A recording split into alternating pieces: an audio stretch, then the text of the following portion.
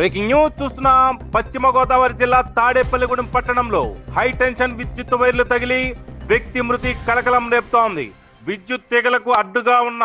చెట్లను నరికే క్రమంలో municipal contract worker Rapaka Achaiah current shock తగిలి అక్కడికక్కడే మృతి. తోటి ఉద్యోగులు హుటాహుటిన ఓ ప్రైవేట్ హాస్పిటల్ కి తరలించగా అప్పటికే మృతి చెందినట్లు ధృవీకరించిన వైద్యులు మృతుడి కుటుంబాన్ని, బాధ్యులైన మున్సిపల్ కాంట్రాక్టర్ ప్రభుత్వం ఆదుకోవాలని కోరుతూ మృతదేహాన్ని తాడేపల్లిగూడెం మున్సిపల్ ఆఫీసు వద్ద ఉంచి ధర్నా నిర్వహించిన మున్సిపల్ కార్మికులు మృతుని కుటుంబ సభ్యుల రోదనతో మార్మోగిన మున్సిపల్ కార్యాలయం వీ వాంట్ జస్టిస్ అంటూ నినాదాలు చేస్తూ ఆందోళన ఉద్ధం చేసిన మృతుడి తరపు బంధువులు సంఘటనా స్థలానికి చేరుకున్న పట్టణ ఎస్ఐలు బాదం శ్రీనివాస్, నాగరాజు, పోలీస్ సిబ్బంది మృతుడి కుటుంబ సభ్యులు బంధువులకు నచ్చజెప్పి ఆందోళన విరంపజేసిన ఎస్ఐ బాదం శ్రీనివాస్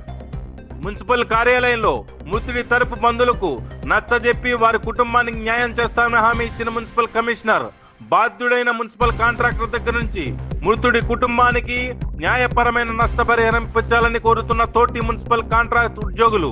లేకుంటే ఉద్యమం ఉధృతం చేస్తామని హెచ్చరించిన తోటి మున్సిపల్ ఉద్యోగులు